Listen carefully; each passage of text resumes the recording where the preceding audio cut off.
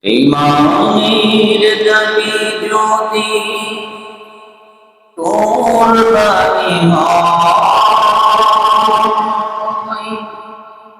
সে দাবি কোরআনে যেন তৈরি থাকি যেন। ও গো দয়াময় প্রভু দয়াময়,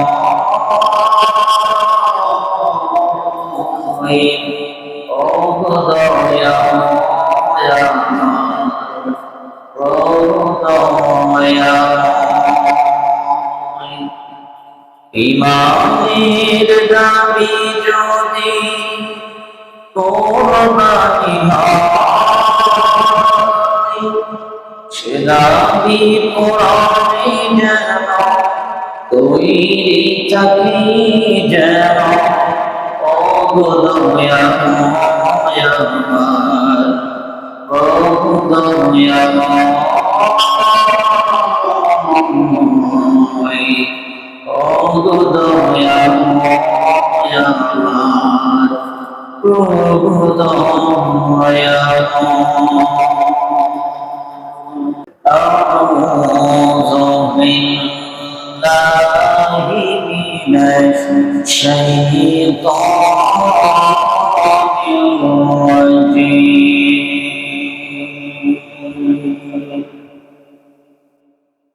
بسم الله الرحمن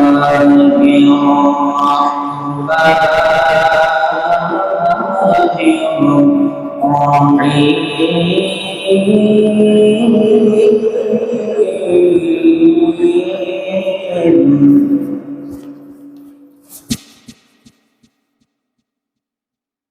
فلما بلغ معه السعي قال يا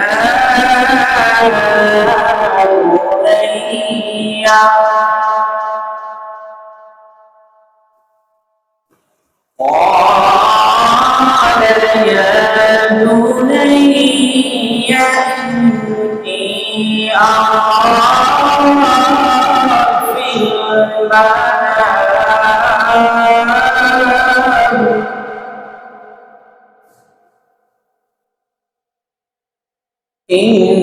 إني أرى في المنام إني أرى في المنام أني أذبحك فانظر ماذا ترى.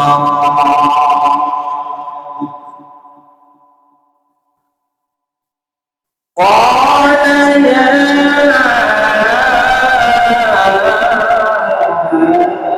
أبت افعل ما تؤمر ستجدني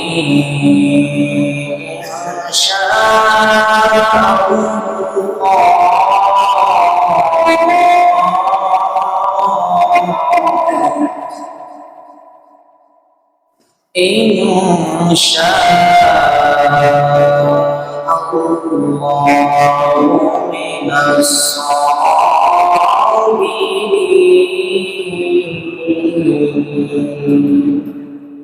صدق الله العظيم.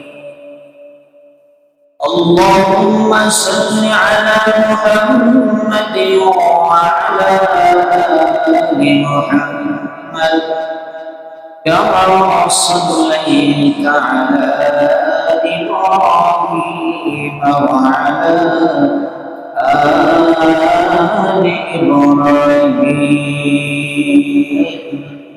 إنك حميد مجيد. اللهم بارك على محمد وعلى آل محمد كما باركت على إبراهيم وعلى آل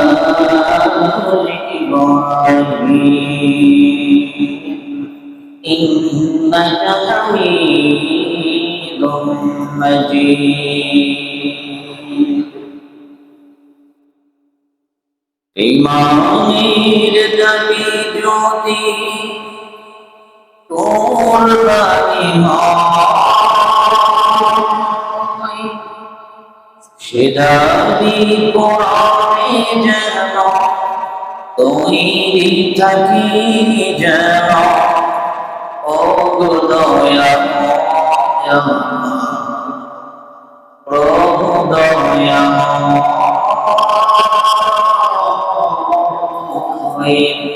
ও দয়াময় প্রভু দয়াময় ইমানের দাবি যদি তোর বাণী হয়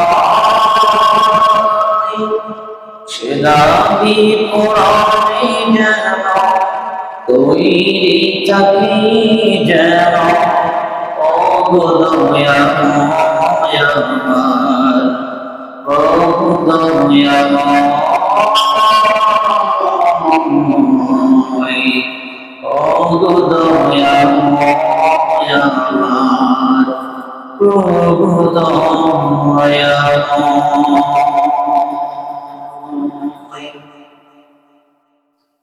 আলহামদুলিল্লাহ আল্লাহ রাব্বুল আলামিনের দরবারে অসংখ্য অগণিত শুকর ও রসি মহান রব্বুল আলামিন আমাদেরকে পবিত্র জিলকদ মাসের দ্বিতীয় জুমার নামাজের উদ্দেশ্যে মসজিদে বসে কিছু কথা বলার এবং শোনার জন্য তৌফিক এনায়েত করলেন। এজন্য সকলে প্রাণ খুলে উচ্চ আওয়াজে বলছি আলহামদুলিল্লাহ। দরুদ ও সালাম বর্ষিত হোক বিশ্ব মানব মুক্তির দূত সরদার দো আলম আখিরি জামান সর্বশেষ নবী নবীরতুল শিরোমণি সাইয়্যিদুল মুরসালিন আশরাফুল আম্বিয়া জনাব মুহাম্মদুর রাসূলুল্লাহ সাল্লাল্লাহু আলাইহি ওয়াসাল্লামের দরবারে আল্লাহ রাব্বুল আলামিন আমাদের উপরে খাস রহমত বর্ষণ করছেন বিদায় আমরা জুমার নামাজের উদ্দেশ্যে মসজিদে এসেছি। এই পৃথিবীর হাজার মানুষ থেকে আল্লাহ রাব্বুল আলামিন আমাদেরকে স্বাস্থ্য সুস্থ অবস্থায় হাজার রকমের সমস্যা থেকে হেফাজত করে মসজিদে এনেছেন। এই জন্য আল্লাহ একবার বলছি আলহামদুলিল্লাহ। আল্লাহ রাব্বুল আলামিন কোরআনুল কারীমে বলেন নিয়ামত পাওয়ার পর যারা নিয়ামতের শুকরিয়া আদায় করবে আল্লাহ সুবহানাহু ওয়া তাআলা ওই সমস্ত বান্দাদের নিয়ামত আরো বাড়ায় দেন।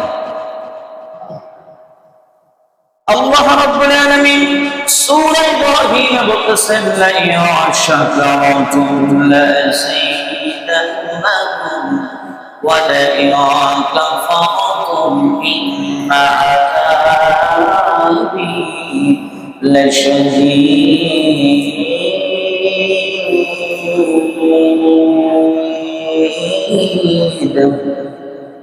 رب العالمين بسم إن شكرتم لأزيدنكم যে সমস্ত বান্দারা আমি আল্লাহ রাব্বুল আলামিনের নিয়ামতের শুকরিয়া আদায় করবে লাযিদান্নাকুম ওই সমস্ত বান্দাদের নিয়ামত আমি আল্লাহ রাব্বুল আলামিন আরো বৃদ্ধি করে দেই। ওয়ালাইন কাফারতুম এবং যে সমস্ত বান্দারা আমি আল্লাহ তাআলার নিয়ামতের শুকরিয়া আদায় করবে না আমি আল্লাহ তাআলার কৃতজ্ঞতা প্রকাশ করবে না ওই সমস্ত কৃতজ্ঞতা ফরমান বান্দার জন্য ইন্না আযাবি লাশাদীদ নিয়ামতের শুকরিয়া আদায় না করবে আল্লাহ তাদের জন্য কিয়ামতের দিন কঠিন আযাবের ব্যবস্থা করে রেখে দিয়েছে। নাউযুবিল্লাহি মিন যালিক। তাহলে সব অবস্থায় প্রশংসা করা দরকার আছে না নাই? করতে পারবো তো ইনশাআল্লাহ। আপনি যদি হঠাৎ করে অসুস্থ হয়ে যান তখন কি প্রশংসা করা যাবে? রাস্তায় আমরা চলতে গেলে অ্যাক্সিডেন্ট হয় কি হয় না, ওই অবস্থায় কি প্রশংসা করা যাবে? যাবে না। আপনি যখন রাস্তায় চলতে হঠাৎ হোঁচট খেলেন, আপনার নখ উল্টে গেল, তখন কি বলবেন? ইন্না লিল্লাহি ওয়া ইন্না ইলাইহি, কি বলতে হবে? এটা আপনার একটা দুর্ঘটনা, দুর্ঘটনার সময় প্রথমে আপনি বলবেন ইন্না লিল্লাহ, তারপরে বলতে হবে আলহামদুলিল্লাহ। আপনারা তো আমার কথার সাথে একমত না। আপনি যখন রাস্তায় হুসুট খাইছেন, আপনার একটা রক উঠে গেছে, এমনও হতে পারতো আপনার পুরো পাওয়াটা একসাথে ভেঙে যেতে পারতো, পারতো না? আল্লাহ আপনাকে ছোট একটা পরীক্ষা দিয়ে বড় ধরনের একটা বিপদ থেকে বাঁচাই দিয়েছে। এই জন্যই সর্ব অবস্থায় আমরা বলে থাকি আলহামদুলিল্লাহ আলা কুল্লি হাল, সর্ব অবস্থায় প্রশংসা মালিক একমাত্র আল্লাহ সুবহানাহু ওয়া তাআলা। আপনি এখন ছোট একটা মুসিবতে পড়েছেন, বিপদে পড়েছেন, আপনি যদি এই ছোট্ট একটা বিপদের মধ্যে, মুসিবতের মধ্যে ধৈর্য ধারণ করতে পারেন, সবর ইখতিয়ার করতে পারেন, অবশ্যই আল্লাহ রাব্বুল আলামিন আপনাকে সামনে পরবর্তীতে বড় ধরনের বিপদ থেকে বাঁচিয়ে নেবে। তারপরে আজকে সুবহানাল্লাহ, জোরে সুবহানাল্লাহ বলা যাবে না? আল্লাহ পরীক্ষা দেয়, মুমিনদেরকে পরীক্ষা করেন। ঈমান, আপনি যত আল্লাহর দিকে ধাবিত হবেন, আল্লাহ আপনাকে তত বড় বিপদ মুসিবতে বানাবেন। এরপরে যদি আপনি ধৈর্য ধারণ করতে পারেন, তারপর আপনি পরিপূর্ণ ঈমানদার, পরিপূর্ণ মুসলমান হিসেবে তখন পরিগণিত হবেন। আপনি যদি প্রথম পরীক্ষায় ফেল করেন, দ্বিতীয়বার আপনাকে পরীক্ষা নেবে না। 2 দিন আগে মনে বলেছিলাম, আপনি যখন যে চেয়ারে বসবেন, ক্ষমতার চেয়ার হোক, কোনো চেয়ারে বসেন, আপনি বসার পরে আল্লাহ আপনাকে 2টা জিনিস দ্বারা পরীক্ষা করেন। আপনি যদি ভালো কাজ করেন, তাহলে আপনাকে বিপদ মুসিবত দিয়ে পরীক্ষা করবেন। আপনি যদি চেয়ারে বসার সাথে সাথে, রাষ্ট্রীয় ক্ষমতায় বসার সাথে সাথে যদি খারাপ কাজ করা শুরু করেন, আল্লাহ রাব্বুল আলামিন বলেন, আমি কোন কাজ চেয়ারটা এই 2 নম্বরই করার জন্য আস্তে করে সুতরাং একটু ঢিল দিয়ে দেই, একটু সুযোগ করে দেয়, যার একটু খারাপ কাজ করে, এরপরে আর একটু সুযোগ দিয়ে দিবেন। তারপরে যখন আপনি বাড়তে বাড়তে সীমা শেষ অতিক্রম করে ফেলেছেন, আস্তে করে টান দিয়ে দিবেন, আপনার পালাবার কোনো রাস্তা থাকবে না। এমন নজির পৃথিবীর ইতিহাসে আসে না নাই? ফিরআউন পালানোর কোনো রাস্তা পাইছিল? সমুদ্রে ডুবে মরছিল, আল্লাহর কাছে সাহায্য চাইছিল যে আল্লাহ আমার এই সবকে, আমি 2 মান আসছি, আল্লাহকে সাহায্য দিছিল, সালে নাই। নমরুদ সামান্য ন্যাংরা মশার কামড় খেয়ে মরছিল, আল্লাহ সুযোগ দিছিল? কোনো দেয় নাই। আচ্ছা, আব্রাহা ইয়ামেন থেকে আসতে বাহাদুরি করে কাবাগর ধ্বংস করে দিবে, ছোট্ট একটা আবাবিল পাখি, কয়রা আবাবিল পাখি দ্বারা ধ্বংস করে দিছে, সুযোগ পাইছিল? পায় নাই। কিছুদিন আগে আমাদের দেশের ক্ষমতাধর রাষ্ট্রশক্তি হাসিনা সরকার পলায়ন করছে। পৃথিবীর ইতিহাসে এমন নাই যে তার পুরো পার্লামেন্টের সদস্য সব মিলে একদিকে পলায়ন করে, এমন মসজিদ নাই।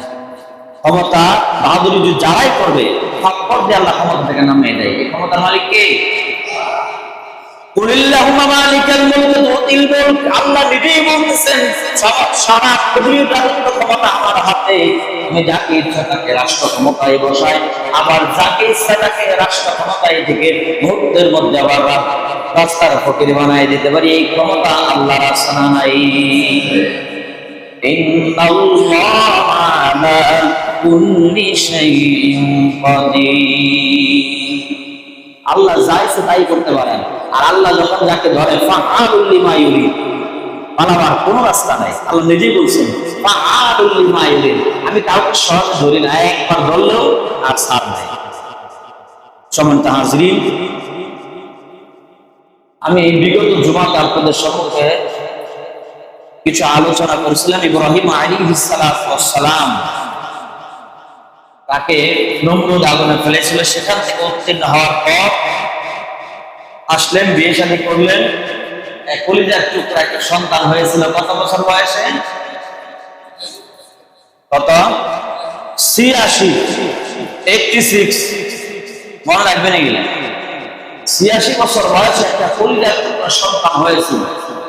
বহু পরীক্ষা নিরীক্ষা করার পরে অনেক ভাইয়ের আছে, বোনেরা আছে যাদের বিয়ে শাদী করে 5 বছর, 7 বছর, 16 বছর, 26 বছর পরে বাচ্চা হয়। আছে না এমন নজির? বছরের পর বছর যাওয়ার পরে তাদের সন্তান হয়, তারাই বোঝে একটা সন্তানের কত মহব্বত, কত মায়া, সন্তানের প্রতি কত নারীরা ধন। একটা সন্তান, কলিজার একটা সন্তান যখন জন্মগ্রহণ করে 16 বছর পরে অথবা 26 বছর পরে এমন নজির দেখার পরে তাদের সন্তানের ভিতরে এত মায়া, এত মহব্বত জন্মায়। এই কলিজার টুকরা সন্তান তখন জন্মগ্রহণ করে এক মুহূর্তের জন্য চোখের আড়াল করতে চায় না।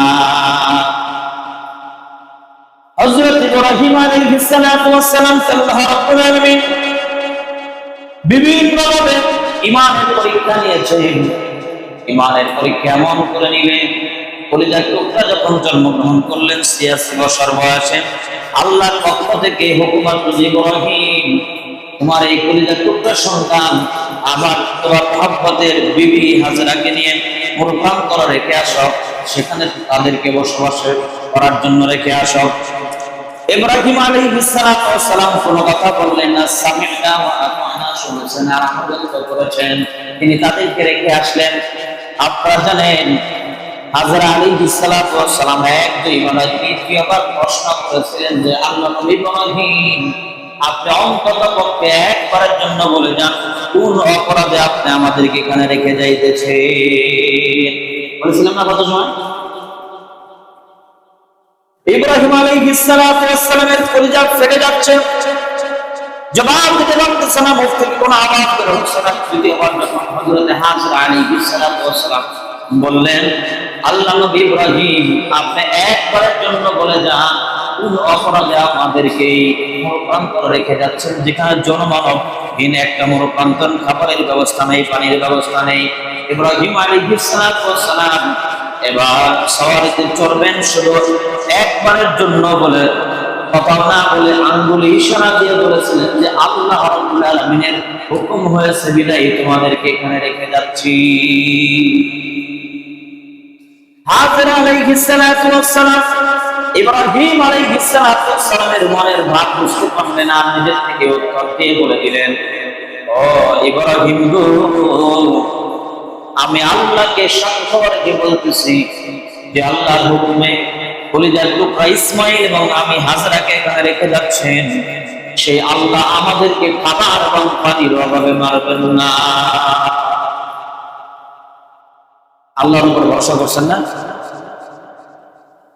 যে সমস্ত মুসলমান যারা যে অবস্থার মধ্যে আল্লাহর উপরে ভরসা করবেন, আল্লাহ ওয়াদা করেছেন তাদেরকে হেফাজতের দায়িত্ব আমার আল্লাহ কুদরতি হাতের মুঠোয় চলে আসেন।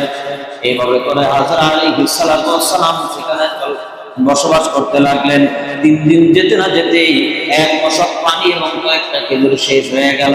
তারপরে সন্তানকে একটু দুধ পান করা, স্তনের মধ্যে কোনো দুধ ছিল না। চিন্তা করলেন একটু পানির ব্যবস্থা যদি করা যায় তাহলে সন্তানকে অন্তত পক্ষে একটু পানি মুখে দিয়েও এই সন্তানকে জীবন ধারণ করানো যাবে। পানির ব্যবস্থা হলো না।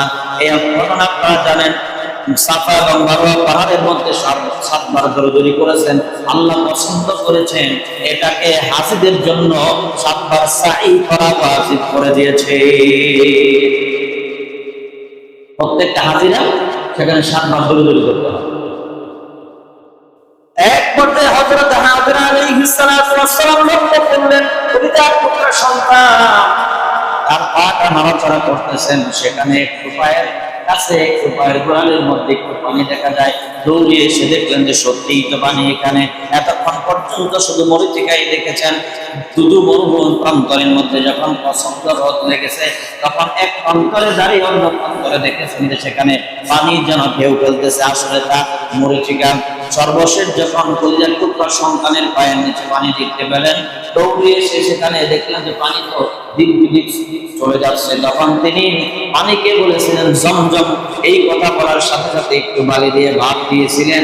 আল্লাহ নবী সাল্লাল্লাহু আলাইহি ওয়াসাল্লাম বলেন, হাজরা আলাইহিস সালাতু ওয়াস সালাম সেই দিন যদি এইখানে মরলাম করে জমজম না বলতেন, থাম থাম এই কথা না বলতেন আর ভাত না দিতেন, পুরা এলাকা গোটা এলাকাটা পানিতে বন্যায় ভেসে চলে যাইত। সুবহানাল্লাহ বলেন। আল্লাহর কুদরতি বাণী। সেই জমজমের পানি দিয়ে এখন বর্তমানে মক্কা মদিনা আর পৃথিবীর হাজার হাজার রাষ্ট্রে প্রতিদিন পানি ছড়িয়ে যাইতেছে। প্যাকেট জাত করে বোতল আকারে আসে না, নাই আসে না? জমজমের পানি পান করছেন তো সবাই? করেন না আপনারা? পানি পান বসে করতে না, দাঁড়িয়ে পান করতে না। সাধারণ পানি বসে পানি পান করা সুন্নাত, কিন্তু জমজমের পানি আপনি দাঁড়িয়ে পান করা সুন্নাত। সুবহানাল্লাহ, এটা ব্যতিক্রম না, পুরাই উল্টা। জমজমের পানি দাঁড়িয়ে পান করা সুন্নাত। সাধারণ পানি আমরা যেটা পান করি এটা বসে পান করা সুন্নাত, মনে রাখবেন। এরপরে কয়েক বছর কেটে গেল, তাফসীরের কিতাবে দুইটা বর্ণনা আছে। হযরত ইসমাঈল আলাইহিস সালামের বয়স তখন 13 বছর। আবার অনেকেই বলেছেন যখন 8 বছর বয়স। 8 বছর বয়সের কথাটাই বেশি প্রসিদ্ধ। 8 বছর বয়স যখন হলো তখন হযরত ইব্রাহিম আলাইহিস সালামকে আল্লাহ রাব্বুল আলামিন কোরআনুল কারীমে সূরা সফফাতের মধ্যে ঘোষণা করে দিলেন, ইব্রাহিম তোমার কলিজার টুকরা সন্তানকে তুমি জবাই করে দাও।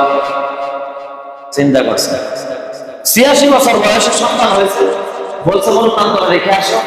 এই পরীক্ষায় উত্তীর্ণ হয়েছে, মরণান্তরে রেখে আসে। মাঝে মাঝে একটু দেখতে যাইতো, কিন্তু আর এক স্ত্রী ছিল সাবা, মনে আছে তো? ইব্রাহিম আলাইহিস সালামের প্রথম স্ত্রী সাবা। সে যখন জানতে পারলেন যে ইব্রাহিম আলাইহিস সালাম মাঝে মধ্যে ইসমাইলকে দেখতে যায়, তখন সংকট হলো, তুমি যদি দেখতে যাও গোড়া থেকে নামতে পারবা না, ওই দূরে থেকে এক নজর দেখে চলে আসবে। কঠিন পরীক্ষা না? কলিজার টুকরা সন্তানকে একটু এক নজর দেখবে, কাছে নিয়ে একটু আদর যত্ন করবে, চুমো খাবে, এটা সন্তানের অসম্ভব, এটা করতে পারবেন না আপনি। শুধু দূরে থেকে এক নজর দেখে আসবেন, এভাবে অনেকদিন দেখে আসবেন। হযরত আলাইহিস সালাম একবার আবদার জানালেন, আল্লাহ নবী ইব্রাহিম, আপনি তো কাছে আসতে পারেন না, কাছে একটু সন্তানকে একটু খুলে নেবেন, আদর যত্ন করবেন। ইব্রাহিম আলাইহিস সালাম বললেন যে আমি তো আমার আরেক বিবিকে কথা দিয়ে আসছি, আমি সেখানে নামবো না, এই জমিনে নামা যাবে না। হযরত আলাইহিস সালাম এক টুকরো কাঠ নিয়ে আসছিলেন, যে এই কাঠের উপরে পা রাখেন আপনি, আপনার জমিতে নামার দরকার নাই। সুবহানাল্লাহ বলুন। কি বুদ্ধি দেখছেন? জমিতে নামাবে না, কাঠের উপরে নামাইছে। আমি সেখানে ইসমাঈল আলাইহিস সালামকে আদর যত্ন করছেন। এইবার যদি বিবি সারা জিজ্ঞেস করে আপনি কি জমিতে পা রাখছিলেন, উত্তর কি আসবে? উনি কি জমিতে পা রাখছিলেন? পা রাখেন নাই। এইভাবে যত্ন করে গেলেন। সর্বশেষ ইসমাঈল আলাইহিস সালাম যখন একটু হাঁটা চলাফেরা করেন, দৌড়াদৌড়ি করতে লাগলেন, ফালাম্মা বালাগা মাআহু সাইয়া ক্বালা ইয়া বুনাইয়া ইন্নী আরা ফিল মানাম। আল্লাহ রাব্বুল আলামিন সূরা সফফার আয়াতে বলতেছেন, হযরত ইসমাঈল আলাইহিস সালামের বয়স যখন দৌড়াদৌড়ি করতে পারে, চলাফেরা করতে পারে, এমন সময় ইব্রাহিম আলাইহিস সালামকে ডেকে বললেন, ইব্রাহিম তুমি কুরবানি করো। ইব্রাহিম আলাইহিস সালাম প্রথম দিন স্বপ্নে দেখে কুরবানি করলেন, অর্থ সম্পদ মিলিয়ে দিয়ে দিলেন। কুরবানির শব্দের অর্থ হচ্ছে ত্যাগ করা, স্যাক্রিফাইস করা, ত্যাগ করা। আপনি আপনার সন্তান, আপনার সম্পদ ত্যাগ করবেন। তাফসীরে মাযারিদ আল্লামা সানাউল্লাহ বারিকত রাহমাতুল্লাহ আলাইহি তাফসীরে কুতুবির মধ্যে এই ঘটনা সুন্দর করে তারা লিখেছেন, হযরত ইব্রাহিম আলাইহিস সালাম 8 জিলহজ, 8 তারিখে জিলহজ মাসের 8 তারিখে তিনি প্রথম স্বপ্ন দেখলেন। স্বপ্ন দেখার পরে তার অনেক সম্পদ আল্লাহর রাস্তায় বিলিয়ে দিলেন। দ্বিতীয় রজনীতে 9 জিলহজ রজনীতে আবার স্বপ্ন দেখলেন, ইব্রাহিম তোমার এই সম্পদ কবুল করা হয় নাই, তোমার কুরবানি কবুল হয় নাই, আবার তুমি আল্লাহর রাস্তায় কুরবানি করে দাও। হযরত ইব্রাহিম আলাইহিস সালাম দ্বিতীয় দিন স্বপ্নে দেখার পর আরেকটু পেরেশান হলেন, 100 উট কুরবানি করে দিলেন। সুবহানাল্লাহ। তারপরে তার কুরবানি কবুল হলো না। তৃতীয় রজনীতে আবার স্বপ্নে দেখলেন, তিনি আবার এইভাবে বুঝতেছিলেন যে কলিজার সবচেয়ে বেশি মহব্বতের যে জিনিস, সেই জিনিসটা তুমি কুরবানি করে দাও। ইব্রাহিম আলাইহিস সালাম খুবই পেরেশানির মধ্যে, টেনশনের মধ্যে পড়ে গেলেন।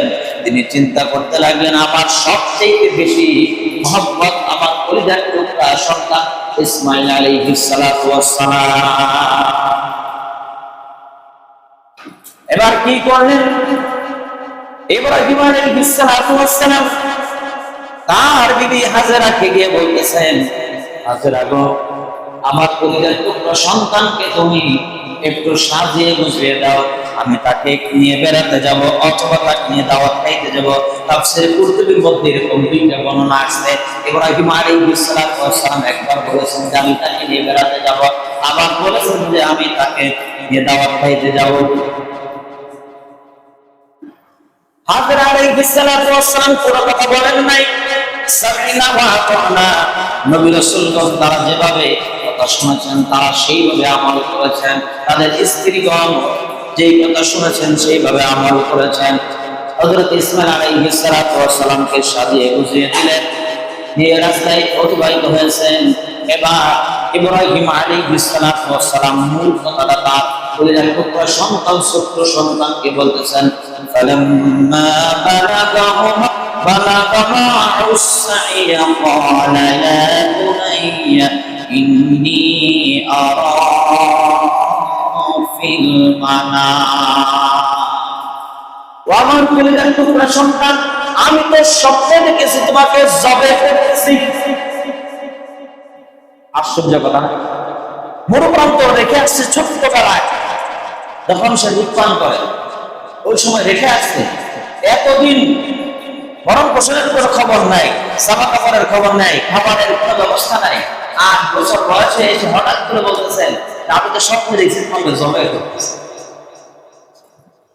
আশ্চর্য কথা না?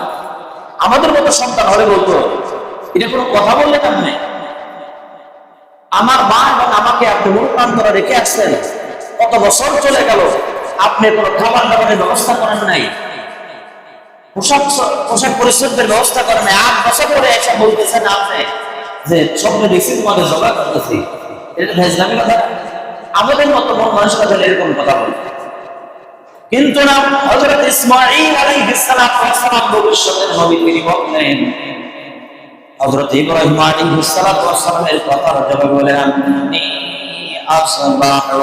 ইব্রাহিম আলাইহিস সালাম যখন বললেন যে আমি তোমাকে জবাই করতেছি, তোমার মতন ফানজুর মাযা তারা, আমার কলিজার টুকরা সন্তান তোমার মতামত কি? এবার হযরত ইসমাঈল আলাইহিস সালাম সুন্দর করে জবাব দিয়ে দিলেন। আল্লাহ রাব্বুল আলামিন সূরা সাফের এই আয়াতের মধ্যে আমাদের জন্য শিক্ষণীয় করে রাখলেন, আমাদের জন্য নোট করে এখানে দিয়েছেন। قال يا أبت افعل ما تؤمر ستجدني إن شاء الله من الصابرين।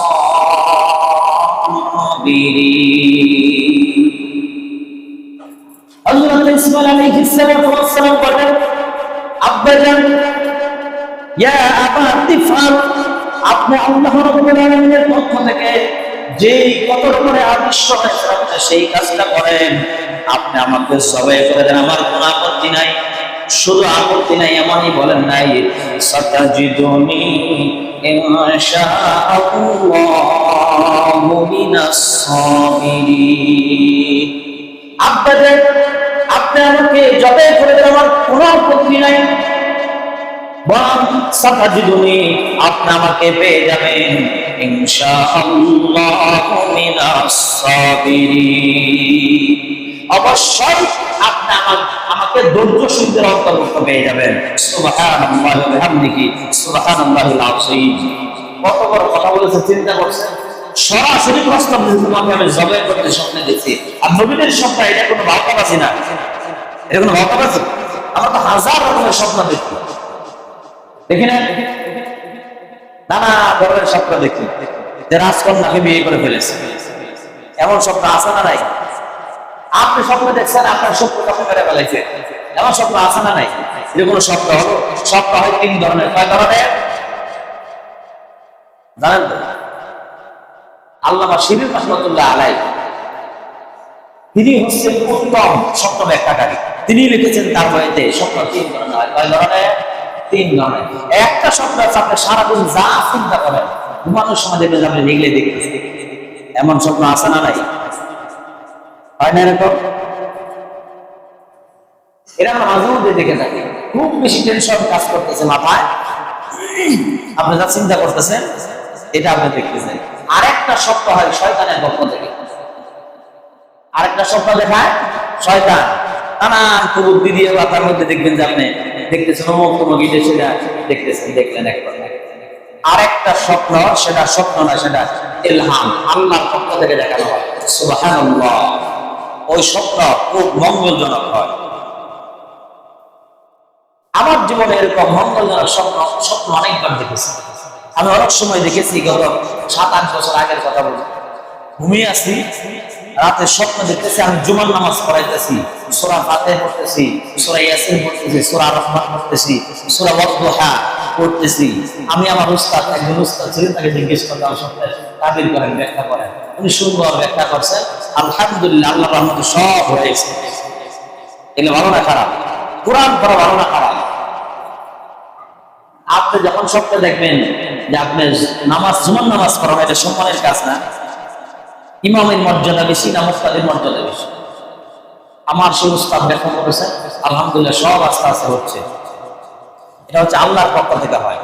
আবার অনেকেই বলে এটা কুসংস্কার, যে ফজরের আগে যদি কেউ এই শেষ রজনীতে যখন আপনি স্বপ্নে দেখবেন সেটা সত্য হয়, এমন কথা আপনারা শুনে নেন যে একবার। এটা ভুল। আপনি যখন স্বপ্নে দেখবেন গভীর রজনীতে ফজর হওয়ার আগেই আপনি যে স্বপ্নগুলো দেখে থাকেন, কিছু কিছু স্বপ্ন সেগুলো সত্যে পরিণত হবে। আপনি হয়তো ব্যাখ্যা বুঝতেছেন না। ভালো কোনো লোক পেলে, আলেম ওলামা যদি পান, তাদেরকে জিজ্ঞেস করলে সত্যের তাবির করে দিবে, ব্যাখ্যা করে দিবে, ইনশাআল্লাহ সত্যটা স্বপ্ন হয়ে যাবে। সম্মানিত হাজিরিন, হযরত ইব্রাহিম আলাইহিস সালাতু ওয়াস সালাম যে স্বপ্নটা দেখেন, এক কথায় নবী রাসূলগণ যে স্বপ্ন দেখেন সেটা কোনো স্বপ্ন নয়, সেটা হচ্ছে এক প্রকার ওহী। হযরত ইসমাঈল আলাইহিস সালাতু ওয়াস সালামের বয়স এখন 8 বছর। তিনি ভবিষ্যতে নবী হবেন। তিনিও বুঝতেছিলেন যে এটা নবী আমার কলিজার টুকরা, আমার পিতা, সম্মানিত পিতা স্বপ্নে দেখেছেন, এটা কোনো বাস্তবতা না, এটা অবশ্যই বাস্তবে পরিণত হবে। হযরত ইসমাঈল আলাইহিস সালাতু ওয়াস সালাম এবং ইব্রাহিম আলাইহিস সালাতু ওয়াস সালাম যখন রওনা হয়ে গেছেন, ইব্রাহিম আলাইহিস সালাতু ওয়াস সালাম মিনা প্রান্তরের সেখানে চলে যাবেন। মাঝপথে এসে তাফসীরে কুরতুবীর মধ্যে লিখেছেন, এবার ইবলিস শয়তান এসে তাকে প্রথম ধোঁকা দিলেন। বিবি হাজেরাকে বলতেছেন, ও হাজেরা, তোমার এই বৃদ্ধ অবস্থায় তোমার একটা কলিজার টুকরা সন্তান জন্মগ্রহণ করলো, আর তোমার স্বামী এসে বললো তুমি তাকে সাথে সাথে দিয়ে দিলা। তুমি কি জানো তোমার কলিজার টুকরা সন্তানকে ইব্রাহিম আলাইহিস সালাতু ওয়াস সালাম কোথায় নিয়ে যাবেন? হাজেরা আলাইহিস সালাতু ওয়াস সালাম বললেন, আমার সন্তানকে তো বেড়াইতে নিয়ে যাবে, কোনো দাওয়াত খাওয়ানোর জন্য নিয়ে যাবে। তুমি কোত্থেকে আসলে এই সমস্ত আজেবাজে কথা বলতেছ? ইবলিস বলল, তুমি তো জানো না তোমার কলিজার টুকরা সন্তানকে তোমার স্বামী তাকে জবেহ করার জন্য, কুরবানি করার জন্য নিয়ে যাচ্ছে। এবার হযরত আলাইহিস সালাতু ওয়াস সালাম বুঝে ফেললেন, নিশ্চয়ই এটা ইবলিস শয়তান ছাড়া আর কেউ হবে না। কারণ এই কথা তো কেউ জানার কথা না। নবীদের কথা ডাইরেক্ট আল্লাহর সাথে তারা বলে, বাইরে দিয়ে কোনো লাগে কিছু লাগে না। এখানে ইবলিস ছাড়া এই কথাটা কেউ জানার কথা না। হযরত হাজেরা আলাইহিস সালাতু ওয়াস সালাম প্রশ্ন করলেন, তাহলে তুমি কিভাবে জানলে? ইবলিস বলল যে এটা আল্লাহ ওই বলে তাকে স্বপ্ন যুগে জানিয়েছেন। এবার হাজেরা আলাইহিস সালাতু ওয়াস সালাম বললেন, মর্দুদ শয়তান, তুমি এখান থেকে দূর হয়ে যাও। এবার ইবলিস শয়তান এখান থেকে হেরে গেল। আবার সামনে দিয়ে বিবি হযরত ইসমাঈল আলাইহিস সালাতু ওয়াস সালামকে বলতেছেন, তুমি কি জানো তোমার পিতা তোমাকে কোথায় নিয়ে যাচ্ছে? বললো, না তা তো জানি না। বলেছে দাওয়াত খাওয়াইতে নিয়ে যাবে। না, তোমাকে দাওয়াত খাওয়াবে না, বরং তোমাকে বিনা প্রান্তর নিয়ে জবে করে দেবে, এই জন্য তোমাকে নিয়ে এসেছেন। এইবার আপনারা জানেন হাজিরা 3টা জায়গা, জুমরাতুল উকবা, জুমরাতুল উসফা, জুমরাতুল উকবা, 3টা জায়গার মধ্যে তাকে কঙ্কর নিক্ষেপ করতে হয়। 3টা জায়গায় কঙ্কর যখন নিক্ষেপ করে, প্রথমবার জুমরাতুল উকবার মধ্যে বলেছিল ইসমাইলকে বাধা দিয়ে বলল যে তোমাকে জবাই করার জন্য নিয়ে যাচ্ছে। হযরত ইসমাইল আলাইহিস সালাম তখন কিছু কঙ্কর নিক্ষেপ করেছিলেন, সেখান থেকে দূর হয়ে বেগে গেলেন। দ্বিতীয়বার জুমরাতুল উস্তার মধ্যে নিয়ে গেলেন, সেখানে গিয়ে আবার বাধা প্রদান করলো যে তোমাকে সত্যি জবাই করে দিবে তোমার পিতা। ইসমাইল আলাইহিস সালাম বিরক্ত হয়ে গেল, এবার জবাই করলে তুই কি, তার সমস্যা কি? তুমি তো জানো না, শয়তান বলতেছে তোমাকে একদম সত্যি জবাই করে দিবে, জবাই করে দিবে, এই কথাটা তুমি বুঝতে কিভাবে? সত্য কথা এখন প্রকাশ করে দিবে। ইবলিস বলতেছে তোমার আব্বাম আল্লাহর পক্ষ থেকে ওহী নাযিল হয়েছে স্বপ্ন যুগে, তোমাকে জবাই করতে হবে। আর তুমি যদি এখানে রাজি থাকো তাহলে তুমি তো জবাই হয়ে যাবে, আর তো কোনো উপায় থাকবে না। ইসমাইল আলাইহিস সালাম বললেন আল্লাহর পক্ষ থেকে যদি আমার আব্বার কাছে ওহী এসে থাকে যে আমি ইসমাইলকে জবাই করতে হবে, তাহলে এটা তো সৌভাগ্যের কথা। আল্লাহ রাব্বুল আলামিন আমার মতো একটা সুস্থ বালককে তার জন্য কবুল করে নিয়েছে। সুবহানাল্লাহ। চিন্তা করতে আল্লাহ যদি আমাকে কবুল করে নেয় আমার জন্য সৌভাগ্য, তাহলে তুমি বাধা দিতে আসছো কেন? জুমরাতুল উস্তা দ্বিতীয়বার সেখানে আবার কঙ্কর নিক্ষেপ করলেন সামনে। ইবলিস তাও লজ্জা শরম হলো না, দ্বিতীয়বার আবার চলে গেল জুমরাতুল উলা, আখরিবার শেষবার সেখানে আবার বললেন যে শেষবার মতো আবার সময় আছে, তুমি এখান থেকে বেরিয়ে যাও, তুমি বেঁচে যাবে। আবার কঙ্কর নিক্ষেপ করলেন। আপনারা জানেন এখানে 3 বার কঙ্কর নিক্ষেপ করে অনেক হাজির আয়োজন থাকতে পারেন, আপনারা তো এগুলো কাজ করে আসতেন। এবার চলেন আমরা বিনা প্রান্তরের অবস্থায় যাই, সময় খুব কম, আপনারা বিরক্ত হইতেছেন নাকি? অল্প সময় শেষ করে বিনা প্রান্তরে চলে গেলেন। সেখানে গিয়ে হযরত ইসমাইল আলাইহিস সালাম কয়েকটা প্রস্তাব করলেন। প্রথম প্রস্তাব হলো আব্বাজান আপনি যখন আমাকে জবাই করবেন তখন আমার এই জামাটা আপনি খুলে রেখে দিবেন, কারণ আমার তার কোনো ভাই বোন নাই।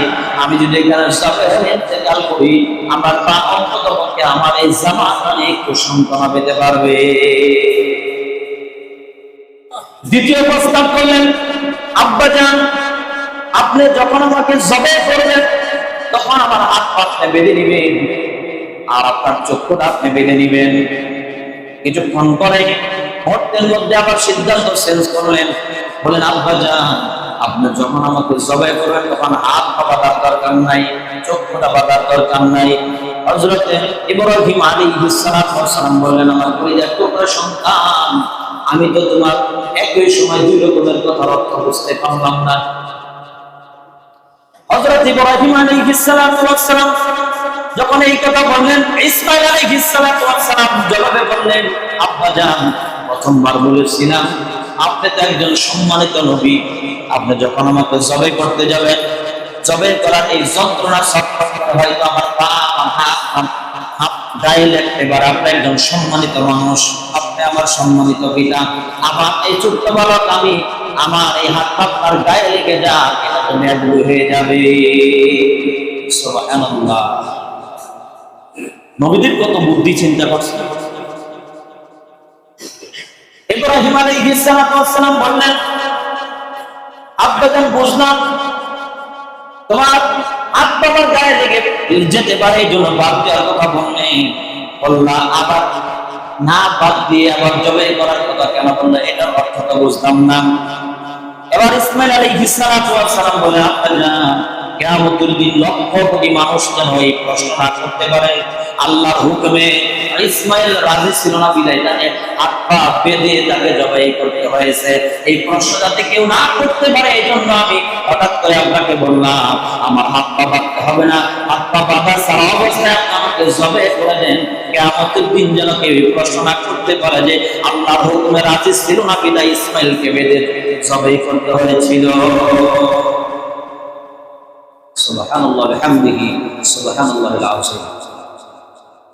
এবার হযরত ইব্রাহিম আলাইহিস সালাম সন্তানকে শুইয়ে দিলেন, শুইয়ে দেওয়ার পরে জবাই করার জন্য চেষ্টা করলেন, দাঁড়ালো অস্ত্রটা যখন গলার কাছে নিয়েছেন অস্ত্রটা চালিয়ে দিয়েছেন কোনো কাজ হয় না, দ্বিতীয়বার চালাইছে কাজ হয় না, তৃতীয়বারেও কোনো কাজ হয় না। তাফসীরে কুরতুবীর মধ্যে সেখানে সুন্দর করে লিখেছেন জিবরাইল আলাইহিস সালাতু ওয়াস সালামের মাধ্যমে ইসমাইল আলাইহিস সালাতু ওয়াস সালামের গলার মধ্যে একটা লোহার আংটা লাগিয়ে দিয়েছিলেন যাতে ইসমাইল আলাইহিস সালাতু ওয়াস সালাম জবে হয়ে না যায়। আল্লাহ তো ইব্রাহিম আলাইহিস সালাতু ওয়াস সালামের মনের অবস্থা বুঝেছিলেন যে তাকে সত্যি জবে করে দিবেন। এমন সময় জিবরাইলকে ডেকে বললেন, জিবরাইল তুমি আজ জান্নাত থেকে একটা দুম্বা নিয়ে মিনা প্রান্তরে নিয়ে যাও, খবর দাও, খবরদার তুমি যাওয়ার পরে যদি ইসমাইল জবে হয়ে যায় তোমাকে কিয়ামতের দিন আবার আশঙ্কা করে জানাতে হবে। এই জন্য ইসমাইল আলাইহিস সালাতু ওয়াস সালাম যাতে জবে না হয়ে যায় তুমি তো চলে যাবেন। হযরত জিবরাইল আলাইহিস সালাতু ওয়াস সালাম চিন্তা করলেন সেই লক্ষ কোটি মাইল দূরে থেকে আমি কিভাবে মিনা প্রান্তরে দুম্বাটা নিয়ে পৌঁছে যাব। হযরত জিবরাইল আলাইহিস সালাতু ওয়াস সালাম আসমান থেকে সেদিন জবাব দিয়েছিলেন, আল্লাহু আকবার, আল্লাহু আকবার। এই কথা যখন বললেন মিনা প্রান্তর থেকে জিবরাইল ইব্রাহিম আলাইহিস সালাতু ওয়াস সালাম চিন্তা করলেন এটা নিশ্চয়ই কোনো শয়তানের ধোঁকা হতে পারে, কারণ এই বড় প্রান্তরে মিনা প্রান্তরে ইসমাঈল এবং আমি ইব্রাহিম ছাড়া কেউ নাই। তখন হযরত ইব্রাহিম আলাইহিস সালাতু ওয়াস সালাম চোখটা বন্ধ করে আবার ছুরিটা চালিয়ে দিয়েছেন, তখন সাথে সাথে আবার সবে হয়ে গেছে। সুবহানাল্লাহ। ইব্রাহিম আলাইহিস সালাম শুধু এতটুকু চিন্তা করছিলেন যে এখানে শয়তানের ধোঁকা হতে পারে, কতক্ষণ সময় লাগতে পারে? 2-4 সেকেন্ড, 2-4 সেকেন্ড সময় লাগছে। এতটুকু চিন্তা করতে করতে এই কথাটা মাথার ভিতরে শুধু ঢুকে গেছে যে জিবরাইল আলাইহিস সালাম যে ইব্রাহিম শুধু এক মুহূর্তের জন্য চিন্তা করেন যেখানে দ্বিতীয় তৃতীয় কোনো ব্যক্তি আছে। এতটুকু চিন্তা করার সাথে সাথে জিবরাইল আলাইহিস সালামের 6 নূরের পাতা একটা ঝাপটা মেরে এসে ইসমাঈলের সেখান থেকে সরিয়ে দিয়ে দুম্বাটা সরিয়ে দিয়েছে। সুবহানাল্লাহ। হযরত ইব্রাহিম আলাইহিস সালাম এইটুকু চিন্তা করতে করতে তিনি ছুরি চালাচ্ছেন আর বলছেন লা ইলাহা ইল্লাল্লাহু আল্লাহু আকবার, আল্লাহ ছাড়া কোনো ইলাহ নাই। এই কথা চিন্তা করে ইব্রাহিম আলাইহিস সালাম বলেন লা ইলাহা ইল্লাল্লাহু আল্লাহু আকবার। এই কথা বলে ছুরি চালাইছেন, দুম্বাটা জবে হয়ে গেছে। সুবহানাল্লাহ। এরপরে ইসমাঈল আলাইহিস সালামকে জিবরাইল আলাইহিস সালাম কাঁধে যখন বার করে দিয়েছেন, আব্বাজান তো চোখ বাঁধা অবস্থায় দুম্বাটা জবে করলেন।